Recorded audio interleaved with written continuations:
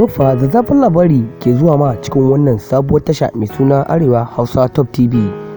Kuma kar ka manta da danna subscribing da kuma danna mana ƙararrawar sanarwa. To fa shugaban ƙasa mai jiran gado Dr. Bola Ahmed Tinubu an ƙara samun wannan cuɗanyar alaƙa da Janar Muhammadu Buhari. Janar Muhammadu Buhari yana ƙara jawa wannan shugaban ƙasa namu mai jiran gado kunni da ya tsaya ya rike Najeriya da gaskiya tsakani da Allah, kuma da son zuciya, babu son zuciya game da wannan, saboda ya ji labarin cewa shugaban ƙasar nan mai jiran gado watakan mai suna Bola Ahmed Tinubu yana da lissafin wannan rabe-raben ƙasa da yake cewa zai raba Najeriya gida hudu kenan. Amma mai sauraro, Janar Muhammadu Buhari ya ƙara jawa wannan shugaban ƙasa namu mai jiran gado kunne da kai ya soma irin wannan halin da yake neman aibatawa. Amma mai sauraro, bari ku ji ta bakin Bola Ahmed Tinubu da ya fito ya tufa albarkacin bakinsa, yana cewa duk wanda ya faɗi wannan maganar ƙarya ne, nan yana munaficar kansa, baya yi wa kansa adalci.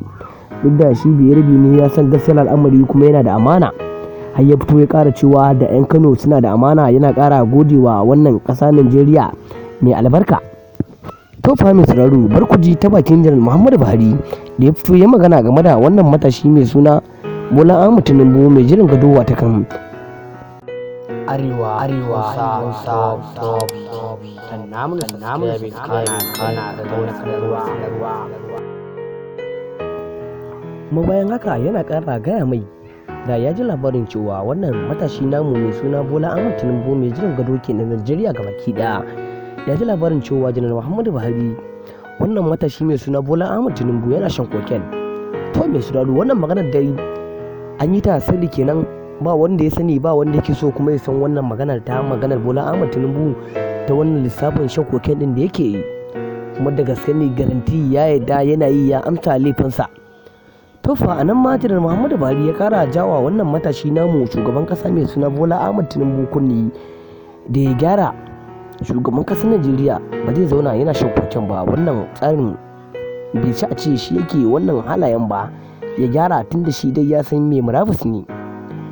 To mai sauraro, bari ku ji ta bakin Bola Ahmed Tinubu da ya fito ya amsa laifinsa, kuma ya fito ya ba wa 'yan Najeriya haƙuri da ya ce idan ya hau zai gyara an Allah ya yarda, wannan abin da zai kuma faruwa ba game da shi.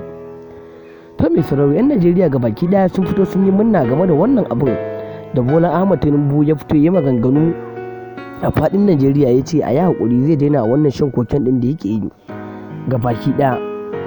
Amma mai sauraro, muna fatan ka da 'yan hau wannan lokacin, ko in hau wannan lokacin suka saba shigowa cikin wannan sabuwar tashar, da ke daure ki danna mana subscribing, kana sai ki danna mana ƙararrawar sau, domin shine za ka rinka samun shirye-shiryen mu, ko kuma domin ke ce za ki rinka samun shirye-shiryen mu da zarar mun dora. Mai sauraro, su kun ji ba labari na